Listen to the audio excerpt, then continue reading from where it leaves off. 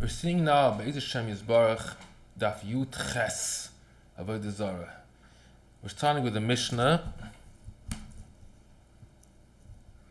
Kol Hatzlomim. Kol Hatzlomim. All the sculptures, Asurim, are also ba'anoah. Ipnei shem nevadim pam achas b'shana. Because once a year, the Goyim, the Romans worship, they bow down or they offer sacrifices for these images. That's why you cannot have anoah from these images. Divrei Rav Meir. These are the words of Rav Meir. V'chachomim oimrim ein aser ela kol sheyesh b'yodei makil or tzipor or kader. Only such image that has the image has in his hand holding a stick or a bird or a ball. That shows that this is actually an image that's worshipped. It doesn't matter. If it's holding anything in its hand, it's a symbol of rulership, and that's a simon that this is a real idol. It says that these big statues, they twice in 7 years, they worshipped it. Probably means by sacrifices or incenses. That's why it's Asr Ba'anoah. Now they want to ask the question, if so, b'makav she'nabadim yehu asurim, b'makav she'ein nabadim yehu mutarim. So let's see if it actually happens. In certain places, I guess they don't worship it at all. So why are these statues Asr Ba'anoah? Doesn't matter. Since it's Asr in certain places, Chazal didn't want to make a difference. They said, even if you know for sure that this place it's not worshipped, still we cannot. It's Asr even in those places that there is no issue of worshipping. Ma'anan kayom. Now the Gemara asks the question, what is the case here? So this Gemara is going again on the Mishna, and it seems that this is like a new commentary that's not related to before, a new explanation on the Mishnah. If you know for sure that this statue was erected by the kings, it's for sure Asr, because then it's meant to be worshipped. It's from the local governor, because then it's not meant to be worshipped. We don't know exactly who put that statue. Probably it was done by the king, and then it's meant to be worshipped. Probably it was done by the local governor, and that's why it's not an issue. It's the name of a person. He said something in the name of Rabbi Yochanan. Ikoinius means the certain image. When you put them the first time, they used to put these statues with images of people, and I guess in the times of Rabbi Yochanan they were not worshipped on a regular basis. They just had these statues. So why are these statues Asr Ba'anoah? Why can't you sit on them, or maybe sometimes you take a piece that breaks off and use it for something? The answer is at the time when they put them, the first time they erect them, that's when they are worshipped. You bring incense and you offer some ketores or mincha, some kind of offering and fire that you bring for them when you place them the first time. At the time when they, so after a while, sometimes they wanted to change or take them somewhere else, and they took them off, then it's mutter to see while they are taking them off. By time, where do we know that? It says, because when a rasha becomes cut down, you should see. So while they're busy taking them apart, you should take a look at them.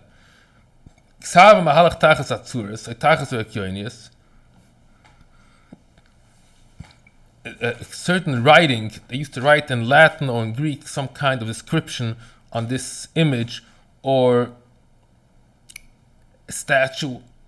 Ein mestaklen behem b'Shabbos. You cannot read that right up on Shabbos. Even during the weekdays, you shouldn't do it. By time, that's one pshat. Don't go towards them to worship them. My second pshat is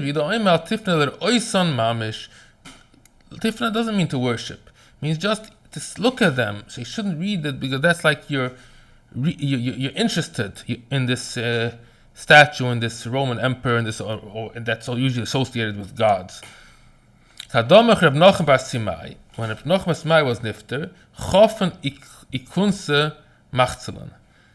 All these images, they covered it up with mats.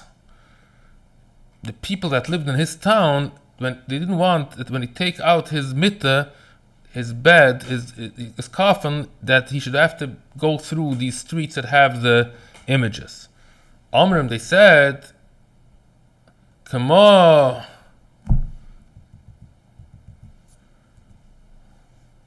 Just like he didn't see them while he was alive, the same, we don't want him to see it during his death. It's not nice that this tzaddik, while you take his coffin through the streets, he should bump into these images. So when I ask for chakman inun kalum, do they recognize? I mean, once you're dead, do you know what's going on around in your surrounding? Amar Rashbal, ein beinenu b'tzadikim ela duber pebelvat. No, they can see everything, they know everything. The only thing they can do, they can't talk. It's like he's dreaming. When a person is dreaming, he can't talk, but he can, in his brain, works that he can hear things talking to him, and it relaxes him, makes him feel good. So while you say good things on a dead body, it makes him really, you're doing a favor for him because it makes him relax and in a good mood. Because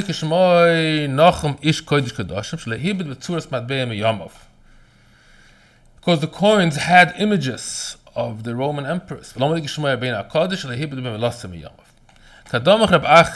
Acha was nifter, in the middle of the day, you could see the stars. It means that the skies got so dark that you could see the stars. Reb Chanan is kafen an dartaya. The images bent over. Kadamach Rabbi Yochanan is kafen ikonaya. It's a different type. Andartaya is a sculpture, and this is just the image that you carve into something. It's called ikonaya. They said that when Rabbi Yochanan used to go to Ibra Shana, he had to go in a certain area and had to pass a river. The river used to split in front of him.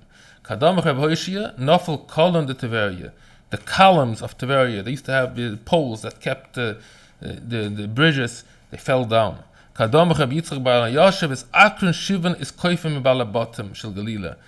The door thresholds from the door broke down. They were very weak, and in his chus they were still standing. And then when he was nifter, that's when these door not the posts, the skupa means the flat part that touches the floor, that broke down. Certain cedar trees fell down. Used to take from the cedar trees, used to take the branches, and used to dance in front of the kala. And the Rabbanon used to make fun of him or ridiculed him. Rabbi said for these people that made fun of him, let him go. You think this old man doesn't know what he's doing? So he's doing something, he knows what he's doing. Don't tell him not to do it. Kevin the Domach, when he was nifter,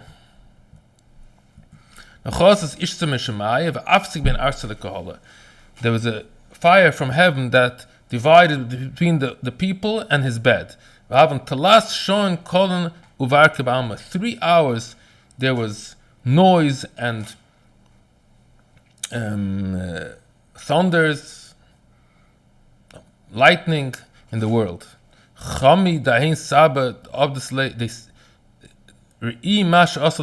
See what these branches did for him. It means the Gemara is saying, look, after all, he got all this covered from heaven because he did this. And there was a Baskal that said, the one that did so much chesed. They saw blood coming out from certain pipes. Because he was Moshe Nefesh on Mila.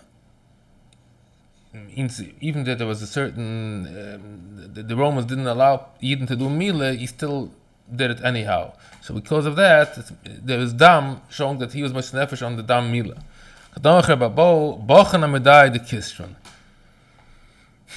The columns of Caesarea, they used to have these big poles to put on the buildings. So these poles were crying. It means they gave out water. Amr Kitaya, the Kutim, they hated the Yidden. They said, "Leis in an museum. This is nothing. This is nothing serious. It's just a natural occurrence." Amr Yisrael, they're just sweating. Yad Ruchikaya, Kama the Krivai museum. Akroiv Kit Yadam Eich Hakroiv museum.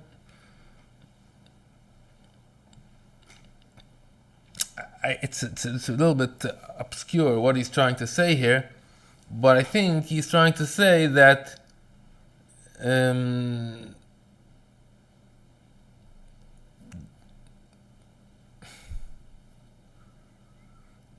they were not living there, these Kutim. They were living somewhere else. To say, well, how do you know?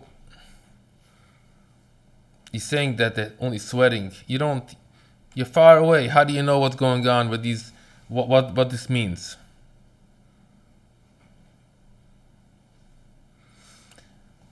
Not clear. If somebody has a good pshat, should tell me. What is this language? What is he supposed to? He's supposed to answer them back with some kind of sarcastic thing or something, but I don't get it. Rabbi Bo midamach, and Rabbi Bo was nifter over in Kumei Yud Gimel Nahar and Afrasiman. They passed in front of him 13 rivers of balsam oil. Amaloin kal ilna main, Amaloin idach. It's all for you. Amaloin, he said for them, Chal inda boy, everything belongs to me. Vani mat l'rike gati. Means I didn't know I'm getting such huge reward. Hashem shows them before they're nifter. He shows them what they're getting rewarded for. But they from the big simcha, they get so full and they fall asleep, and that's called like certain mises neshika. They're dying with such ease without any pain. He put all kinds of dishes that he's giving for the suud. They put it on the embroidery, on the cloth. They just fell asleep instantly. They didn't have to eat the food even. They just fell asleep from looking at these nice paintings.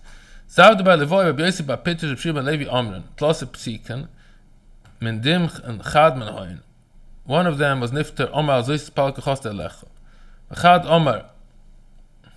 These three people said these three psukim and they were nifter.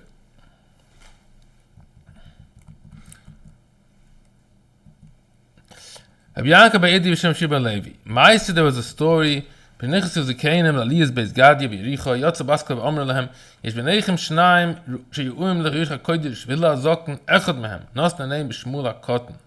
he was probably the second one that's roy to Ruach HaKodesh.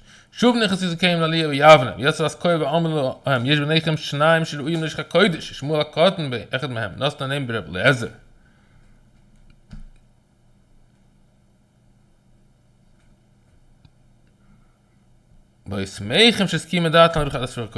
Because they figured out the first time that it was Shmuel HaKoten. Because the second time, the HaKodesh said that one of them is Shmuel HaKoten, so it means that the first time they said correctly when they thought about Shmuel HaKoten. So these people are mentioned here for the very, very big virtues that they did. That's Hillel and Shmuel HaKoten and Rabbi Eliezer.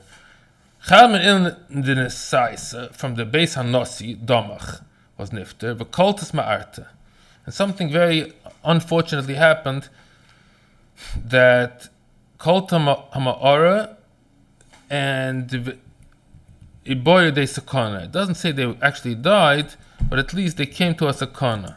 Something happened there, that something fell apart, and they were in a very big danger. V'sakanta nafsha. All Rabbi Yossi after Eloi, so then when Rabbi Yossi gave a hesped, he said, Ashi onesh yotzim no elim b'shalom. Loik Moshe Khan was like some criticism on the Nossi. We see a lot of times in Yerushalmi that a lot of Amoraim weren't so happy with this Beis HaNossi. So he said, it's not such a good sign that this happened during your Levaya. The castles of Tiberia fell down. They were very happy. It's not even, why are you happy? Saying that just like it happened here, it happened there. Nobody wasn't in danger, it just fell down. So they were trying to make themselves feel good, to say that, look, when the tzaddik like Rabbi Yasa was nifter, also bad things happened. So it means it's not a good sign. You're saying we're such bad people, so we see you're not right. So then Rabbi Zira said, no. Then don't compare it. When you and people from your Beis HaNossi were nifter, then people were in danger. And here, nothing, just buildings of Goyim fell down, so who cares? Yanka by Idushem Shimon Levi. Rabbi Yochem Zakai in Domach, Oma Panu Abayis Pnei Tumah. It says, first take out all the kalim, it shouldn't be tamei. Etenu kisel Chizkiyahu Melech Yehuda. We know Chizkiyahu was a very, very great, he was the big, from all the kings, besides David HaMelech, he was the biggest one. Gemara says even Hashem wanted to make him Mashiach, so he did great things, the way he enacted all people should learn Torah and do all the mitzvahs. So he was something very special. Blazer his Talmud. Blazer was a Talmud from Yerushalmi Zakai. Omar Panos Abayis Me'atumah. Niki said the same thing. Oh, now he said give a chair for Yerushalmi Zakai. With the Omer Kamad Chamara Becham Avhu, and he saw actually he asked a chair for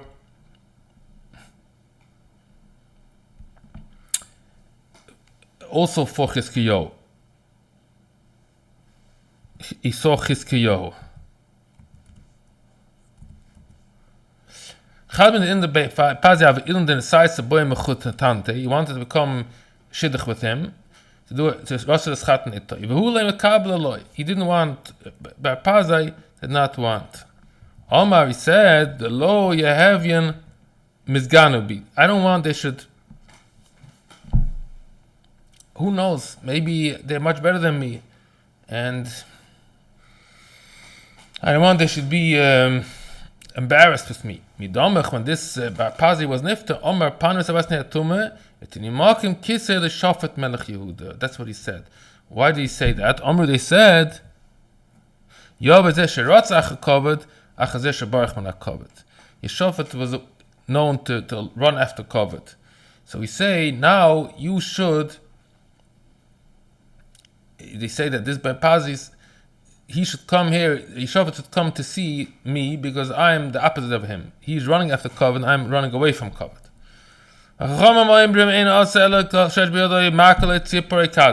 it mean? Makel, why these three things are symbolizing Avodah Zarah? because like a stick shows I'm ruling over the world. It's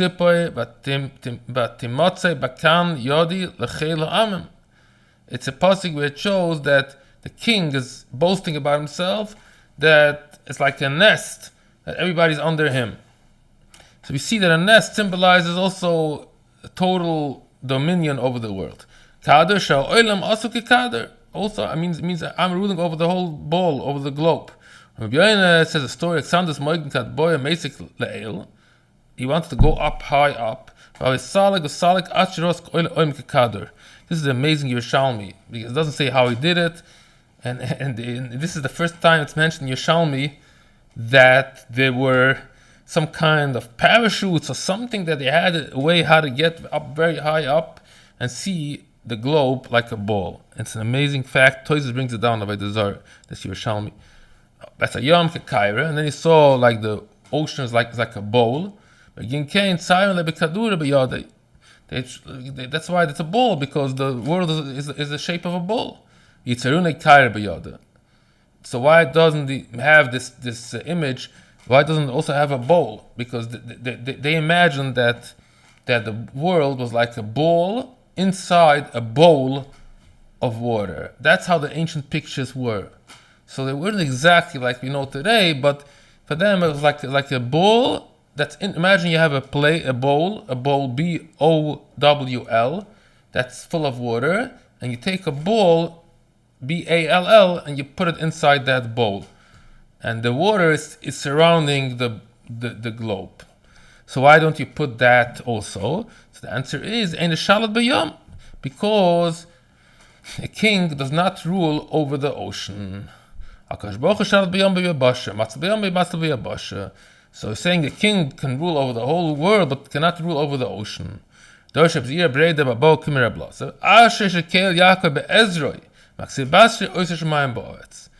want to say that? Why does he say that after Hashem is in his help, that he makes the heaven and earth?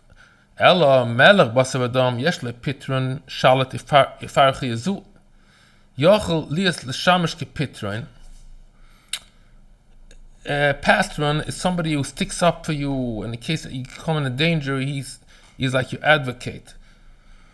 So he can be your patron in this area where he rules. If something happens to you, this king could say, no, don't do anything to him. Give him a pardon. Give him a pardon. Maybe pardon and patron are the same words. He can pardon you. It's a language from cosmos. He rules over the whole cosmos, so he can give you a pardon no matter where. Let's say Donald Trump, he can tell this guy, I'm giving him a pardon and don't do anything to him. Okay, he can do that only on the dry land. Shema b'yam, because Baruch ene kein shal b'yam, shal b'yabasha. Cherev al tzava adam mekadosh Baruch matzilai. So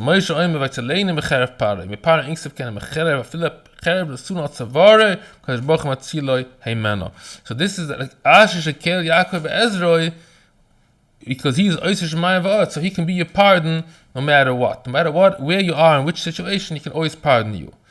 A sayif symbolizes that the king has a power to kill you. Tabas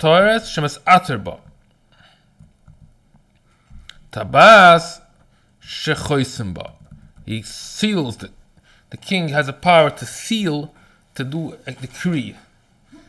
And this is a symbol of Avodah Zarah, because we have to always know that the ancient kings associated their power with Avodah Zarah, that they have godly powers. So it went together. Anything that symbolizes the king's power symbolizes also Avodah Zarah. Tabash yesh Avodah Zarah also lachten boy.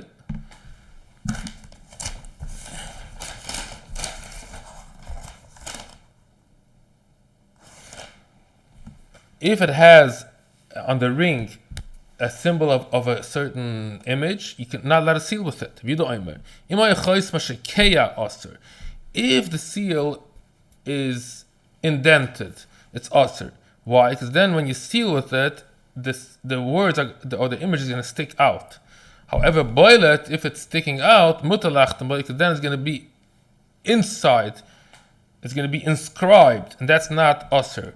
The image is only usher if it sticks out. They used to use exactly what we said now. They had rings that had certain images, but since it was boilate, means the image on the ring was protruding, so then when you seal something with it, it's inscribed, and that's why it's mutter. This is not allowed. A person of an adam, of a person, you can use any kind of image of planets, of the sun, but not the image of any human being. You're not allowed to have a seal that has the image of a human. That's usher, because that's considered already like making some kind of. It says the Gemara says the sas and iti. It's not right to have a three-dimensional image of a person. So that's what he said. I don't care what. Whatever he has in his hands is already considered image from that's also it's a idol. But must be a certain thing that's respectfully. Hasal, the more is explain. What does it mean? Hasal v'asulim b'samolim. These are all different kinds of drilling materials that they used to prick things with them, like modern drills, but they had it in a different method. Wooden pricks. This is not considered a covet. If they hold in the hands, if the image has a king holding in his hand these items. Hanai vakulmas, if in the hand you see a paper or a pen, that's already respectful. A scribe is a respectful kind of profession, so it shows that this idol is very chashuv and he can write and he has a pen. Kalmaran, that is, I think it's the box where you put the ink in, like an ink holder. Tzricha. That's already not clear. Tzricha means in Yerushalmi language it's an eboya. We don't know if that is also considered, if that's considered a covet thing or not.